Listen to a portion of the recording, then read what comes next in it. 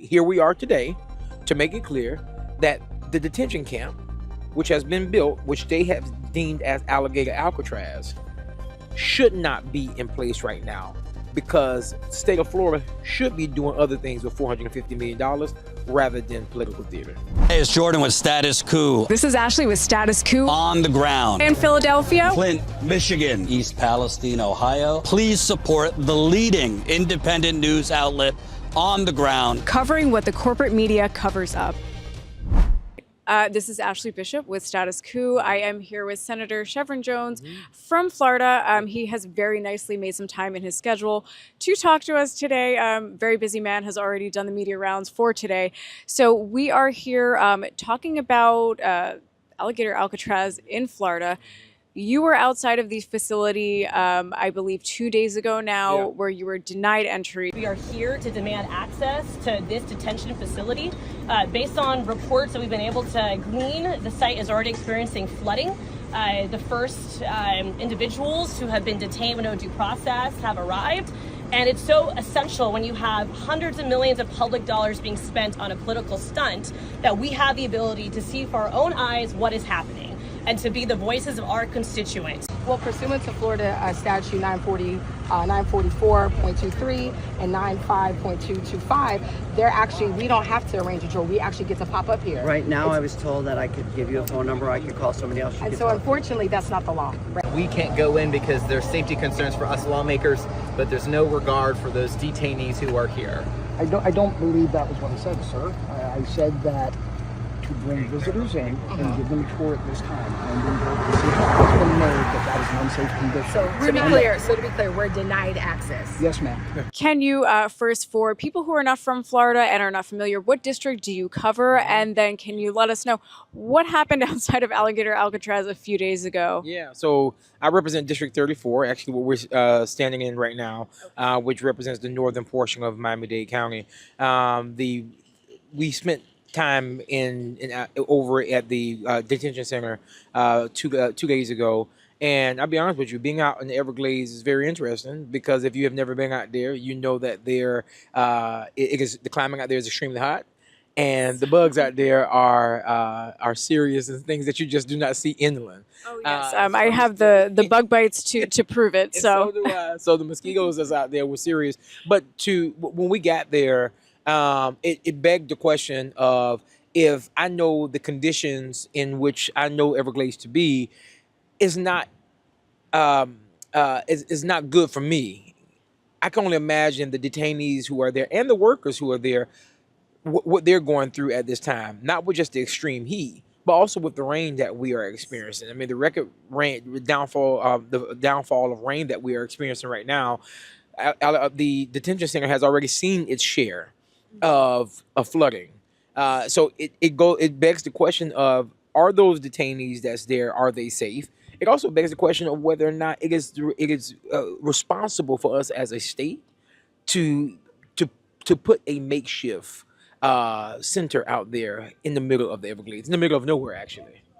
yeah, and to your point, that facility was set up in, I believe, 8 days. It was set up in 8. It was set up in 8 days. And listen, I make it clear that if we can set up this makeshift facility in 8 days, imagine what we could have done over these last 2 years, of the last 2 hurricanes, or over the homelessness that's happening in many of our large counties. If you can set that up in 8 days for political theater, for the things that matter, it's amazing to me that we cannot do the same. Yeah, I think that's a great point. We could have reallocated those resources so many other places, and that facility is going to cost $450 million. And as you said, in the middle of the Everglades, where anyone who is there, whether they're a worker or someone who is being detained, they're going to be subject to all of those things. So I would want to ask also about, so you said the conditions there that we're both commenting on are, we can assume not safe. They're not safe. There's already flooding. We're not even in hurricane season yet. And funds are being pulled from FEMA to do this. So already those, that whole condition is happening. And I believe that the excuse that was given for you and other representatives being denied entry to the facility to take a tour was that it was not safe for you guys to enter. Yeah, they may mention that it was unsafe, but I also want to make it clear that the state of Florida, although have a 287G agreement with the federal government and the partnership of our local law enforcement and state law enforcement with the federal government, the one thing I want to make it clear that that $450 million that has been spoken of will be covered by taxpayers. FEMA, if we look at the court filings, the Department of Homeland Security made it clear that with the 287G agreement that the state of Florida has with the federal government, that while yes, they have that in flow, the detaining of detainees is at the behest of the state of Florida. That the federal government, they're not asking the state of Florida to detain anybody. The state of Florida has done this on their own will. And the governor has moved this $450 million on the basis of emergency powers. Florida is not under an immigration emergency. Let's make sure we put that on the table. But I also think it's important for us to point out that FEMA has also made it clear that the grant that that state of Florida saw would be able to pay for this. They make it clear that no, it doesn't qualify for this.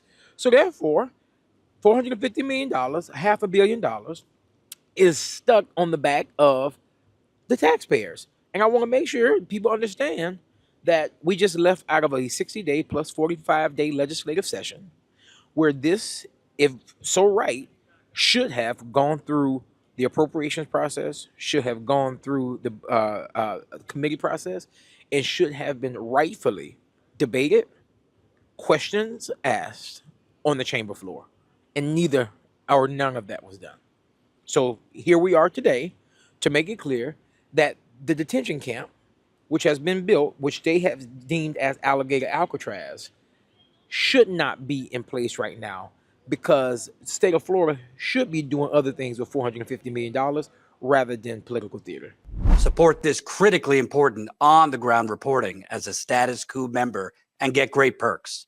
Become a member right here. You know, the idea that all of this money, as you said, it comes on the back of taxpayers at a time where we just saw a bill pass through the House that is removing funding for Medicaid, for people's health care, for social programs, for all of those things that working people rely on to have some semblance of a decent life in this country right now. We're being told that there's not enough money for that. Right. We don't have money to feed people. We don't have money to provide health care, to provide any kind of services that you would expect the government should provide for its people who pay taxes. We have no money for that, but we have $450 million.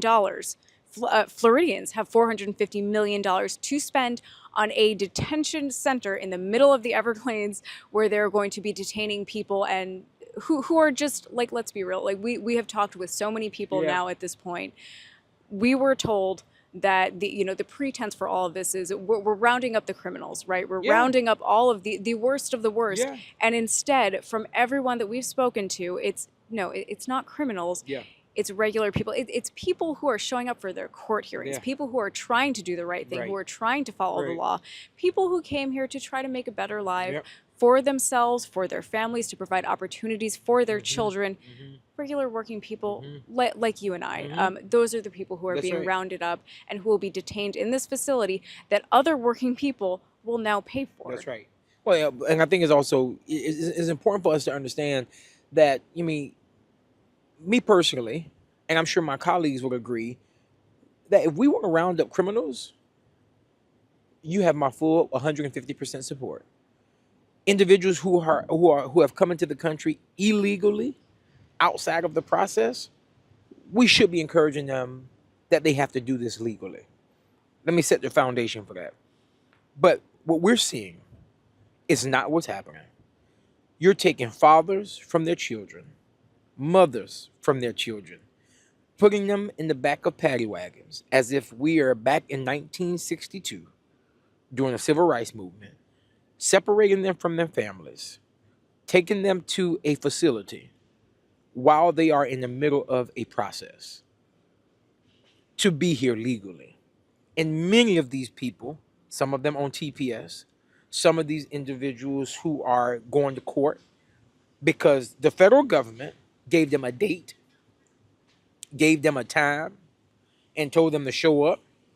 Now, what they are doing is creating fear among individuals who need to go to court. Now, some of them might not even show up because some of them are probably saying, if I show up for court, then I know I'm going to be taken away. So now you have individuals not showing up for court, and those individuals are not in violation, and now they have a double whammy on them. This is what the Trump administration is trying to do. They want to create a scare tactic, which they have already done, scaring people to not come into this country, and to lower individuals crossing the border. That's not the argument. The argument right now is individuals who are here, who the federal government are rallying up, are not the criminals who they said that that they should be rallying. They're doing this because these people are politically vulnerable, and they're trying to make a political statement. And the political statement that they are making is inhumane, it's dishonest, and truth be told, it's the lack of leadership. And yes, we all want immigration reform. There's a way that this could have been done in a bipartisan manner, in which it was done in Congress. It was blocked. And there's also a way that this can be done in a humane way, to where the lives of those people and their dignity for them, their families, and their children can still be maintained. Yeah, and again, reminding more myself right now, really, that we are pressed for time. Yeah. I mean, we have heard from so many people. We went to Immokalee yesterday or 2 days ago. We were talking to a bunch of immigrant workers, Yeah. people who are subject to all of these draconian immigration policies, or their friends and family are. And the thing that they wanted to impress upon everybody the most is that they're not criminals. And one woman had said, we feel like we're being treated like animals. Yes. I mean, and a lot of these individuals are people who supported Donald Trump and his agenda. And let's be clear, I mean, the big ugly bill that just passed in Congress, which puts more enforcement on when it comes to immigration, but the enforcement that's happening is inhumane treatment of individuals. I mean, we have become so enamored with the fact of trying to make the headline, and we are to have totally forgot that there are individuals behind all of these policies that are being created. And like, what has happened to us, just not as a country, what has happened to the leaders who have for years, who have made it clear that how they move and what they move, how they move and why they do what they do, could be done in a bipartisan way. Immigration reform was in a bipartisan way. In the past, it was negotiated in a bipartisan way. Now it's being done in a way where they're bullying people, and not just bullying the individuals who have found themselves on the other end of the policy, but it's also political bullying to individuals like myself and others, to where now you say Democrats are un-American, or you're saying Democrats are individuals who hate America and they support migrants in raping children and things of that nature, which can be further from the truth. Because I personally think, when you're talking about being an American, or when you're talking about individuals in leadership, all of that is coupled with how we treat individuals who might not have been born here, but ensuring that even if they are in the wrong, that in a very respectful, dignified way, you can still let them know that this is not the way that you come to this country, and until such a time, then we have to send you back to where back to your country, to be done the right way. Anybody will agree with that. Yeah, and to that point, and to an earlier point that you made, we have been covering this in our neck of the woods in New York City. We have been to Delaney Hall. We were also at Federal Plaza in New York City, where we were at immigration court, and we watched ICE agents, snatch people as they were leaving their immigration hearings. So, to your point, this is not really a humane way to be doing this, and I guess I would ask, so, we have these detention centers by us. Delaney Hall was obviously in the news recently. So I have two follow-up questions, kind of based on Delaney Hall. One, we know that Delaney Hall is owned by Geo Group, They have a contract with the federal government, which they stand to make billions of dollars on. They also, in operating Delaney Hall, they expect to bring in $60 million in revenue per year.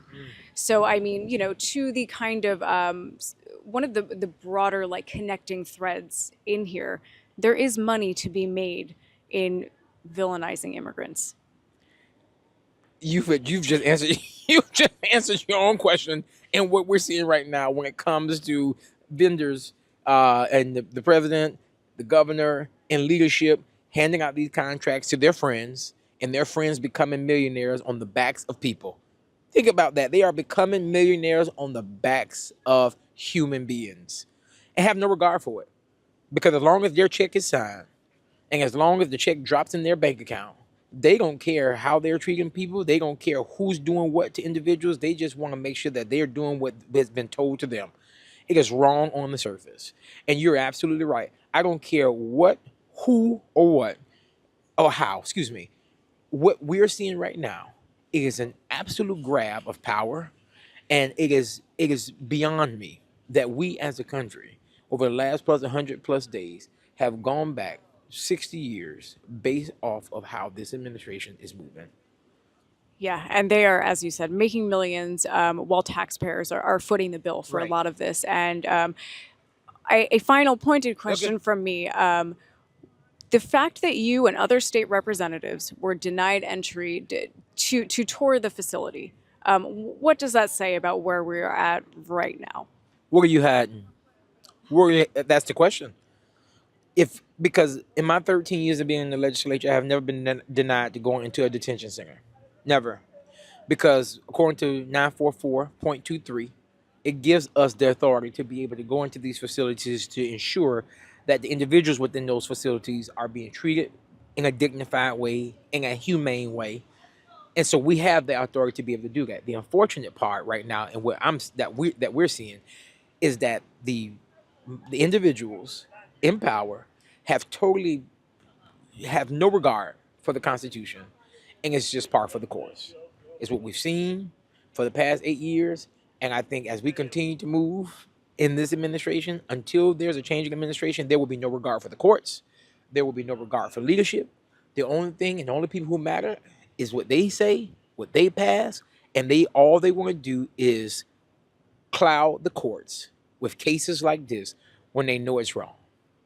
And I want to make it clear, they know it's wrong. My Republican colleagues who have seen what has happened and us being denied entry, 98% of them who I've spoken to, and I've spoken to 6 Republicans, have all said, you all should have been given access. So let that sink in. Senator Jones, thank you so much for making the time for us. Thank you for being our last interview in Florida. This is it. We're leaving tonight. We're getting on the plane in just a few hours. Any final thoughts for viewers of Status Coup before we let you get back to your lunch, which we pulled you from, and back to the rest of your day? Here's what I would tell individuals who believe that we are in a losing battle. We're not. The people still win in this. And we have to stay on the front lines of everything that's going on. Because if we retreat, they go full speed ahead. And I'll end with this. The pendulum always swings back. That's what they say, the arc of the moral universe will always swing back towards justice. I have always been ending my interviews with this. It's all the matter of who's doing the bending. If we're not going to do the bending, we'll be stuck here. But I tell you guys, there is no damn way that I'm going to live on this earth and see the future of what this country can be and know I don't like it from what I see from this vantage point and not do anything. So I need all of us to do the bending to make sure when it swings back hard and it swing back towards justice in a real way and genuine, authentic way. Perfect note to end on. Thank you. Senator Jones, thank you so much.